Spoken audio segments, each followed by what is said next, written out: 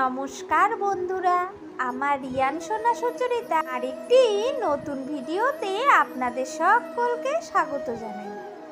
শ্রীকৃষ্ণের দ্বাদশ যাত্রার অন্যতম ঝুলন যাত্রা। দাপর যুগে রাধাকৃষ্ণের প্রেমলীলাকে কেন্দ্র করে ঝুলন উৎসবের সূচনা হয়েছিল। ঝুলন শব্দটি এসেছে হিন্দি ঝুলা অর্থাৎ দোলনা থেকে। ঝুলন উৎসবকে ঘিরে রয়েছে নানা আচার অনুষ্ঠান। তার মধ্যে অন্যতম হল দোলনায় রাধাকৃষ্ণের যুগল মূর্তি স্থাপন করে দোলানো।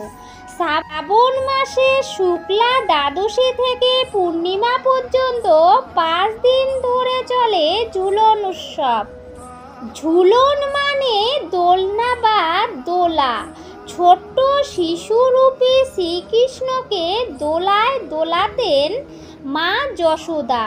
পরে গোকুল বৃন্দাবনেও গরু চড়াতে গিয়ে দোলনায় দুলে দুলে গোপিনীদের তক্ত করতেন তিনি। আবার এই দোলনাতেই রাধার সঙ্গে দুলে ভালোবাসার বিভোর হতেন কৃষ্ণের কৈশোরে। তাই দোলনা বা ঝুলনের গুরুত্ব অপরিসীম। উৎসবটি পালিত হয় শ্রাবণ মাসের একাদশী থেকে শুরু করে বলরাম পূর্ণিমা পর্যন্ত। মোট 5 দিন ধরে প্রসঙ্গত ঝুলন উৎসব পালনের কথা আছে পুরাণ ও নানা প্রাচীন হিন্দু শাস্ত্রেও। ভাগবত পুরাণ, হরিবংশ এবং গীতা গোবিন্দতে এই উৎসবের উল্লেখ পাওয়া যায়। শ্রাবণ মাসের বৃষ্টিমুখর ঠান্ডা পরিবেশে দোলনায় শ্রীকৃষ্ণকে দুলিয়ে উৎসব পালন করেন বৈষ্ণবরা। ভারতে অন্যতম জনপ্রিয় কৃষ্ণশাস্ত্র হরিভক্তি বিলাসে এই উৎসবের পুঙ্খানুপুঙ্খ বিবরণ দেওয়া আছে। ভারতবর্ষের বহুবিধ রীতিনীতি, আচার সংসার এবং পূজার্চনার মধ্যে প্রতি বছর আনন্দের মুহূর্ত সঞ্চার করে রাধাকৃষ্ণের ঝুলন পূর্ণিমা।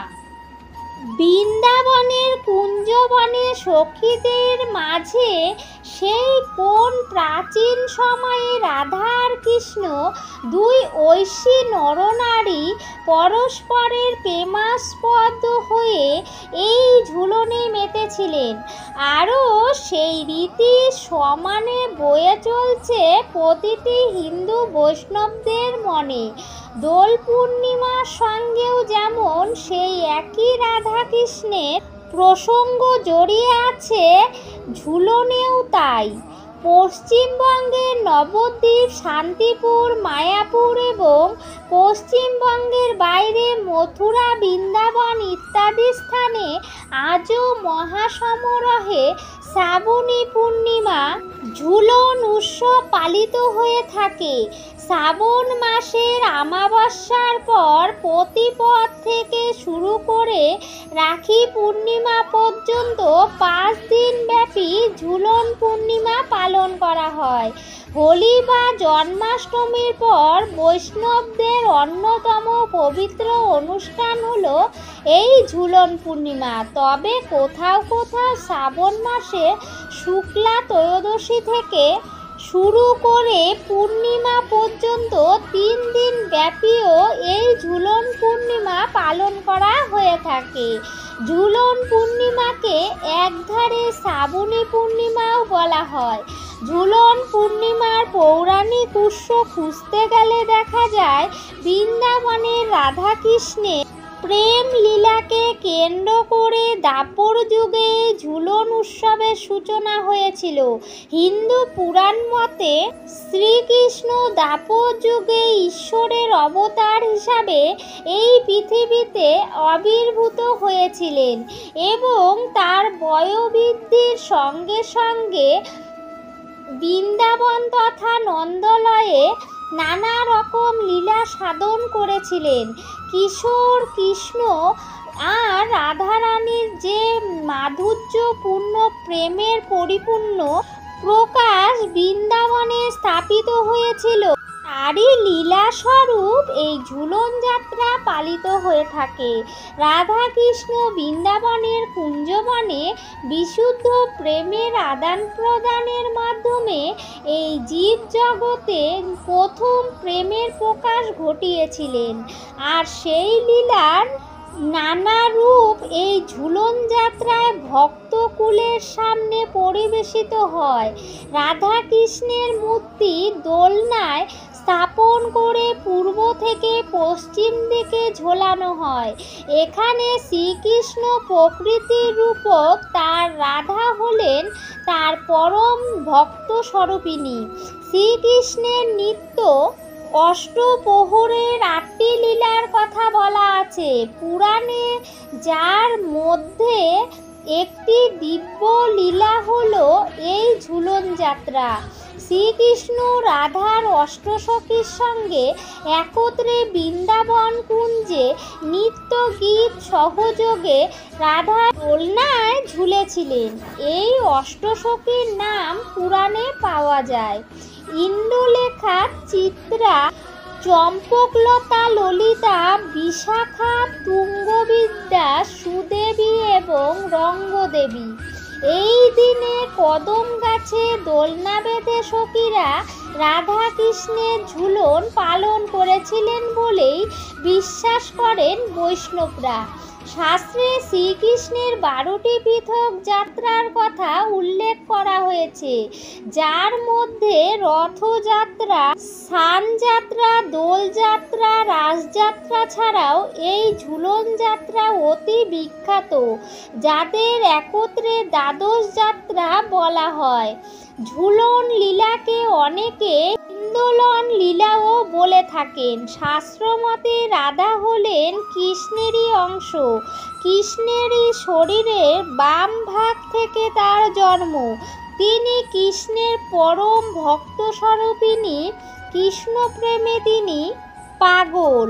কৃষ্ণের পরম আরাধ্যা দেবী তিনি।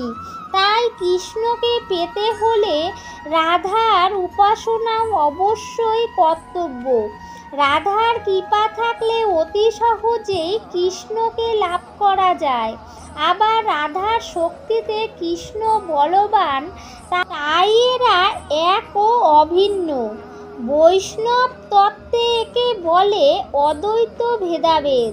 রাধা কৃষ্ণের প্রেমময় মূর্তিকে দোলনায় স্থাপন করে মূর্তি যুগলকে ঝোলানো 5 দিন ধরে তাদের নানা রকম সাজে সাজানো প্রেম ভক্তি নাম গান বৃন্দাবনে তাদের বিশুদ্ধ প্রেম পর্ব সমস্ত কিছু ভক্তগণের সামনে ঝুলন যাত্রার মাধ্যমে পরিবেশন করা হয়।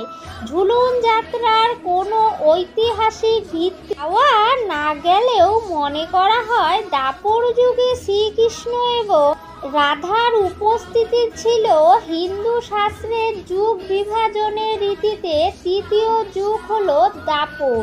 ফলে ঝুলনের সূত্রপাতও এই সময়েই ঘটেছে বলে ধরে নেওয়া যায়। কিন্তু এই উদযাপনের সময়কাল ভারতে এক এক প্রদেশে এক এক রকম।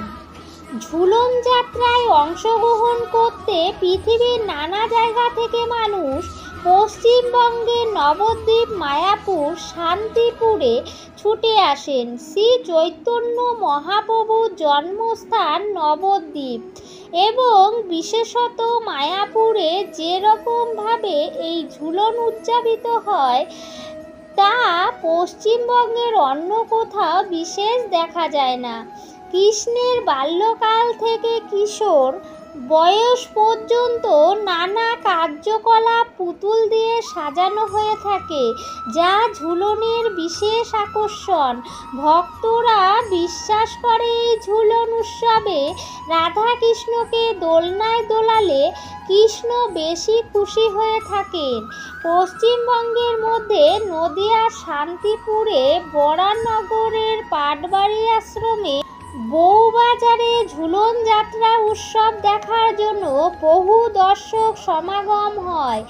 এক সময় বউবাজারের এই ঝুলন বাড়ির উৎসবের প্রধান আকর্ষণ ছিল ধ্রুপদী সঙ্গীতের আসর, যা এখন সম্পূর্ণ হারিয়ে গেছে। এছাড়া মেদিনীপুরের মহিষাদল রাজবাড়িতে প্রায় 200 বছর ধরে সমানভাবে ঐতিহ্যমণ্ডিত মদনমোহন গোপালজিউর মন্দিরে রাধাকৃষ্ণের ঝুলন অনুষ্ঠিত হয়। তবে শুধু পশ্চিমবঙ্গে নয়, সমগ্র ভারতের মধ্যে আমেদাবাদের কৃষ্ণ মন্দির, ভুবনেশ্বরের কাঠিয়া বাবার আশ্রম, বৃন্দাবনের বাঁকে বিহারী, মথুরার দ্বারকাধীশ মন্দির প্রভৃতি স্থানেও মহা ধুমধাম করে ঝুলন পূর্ণিমা অনুষ্ঠিত হয়ে থাকে। ভিডিওটি ভালো লাগলে লাইক, কমেন্ট, শেয়ার করবেন। বন্ধুরা, আমার ছোট্ট চ্যানেলটির পাশে থাকবেন। সবাই ভালো থাকবেন, সুস্থ থাকবেন। বক্সে জয় শ্রীকৃষ্ণ লিখতে একদমই ভুলবেন না।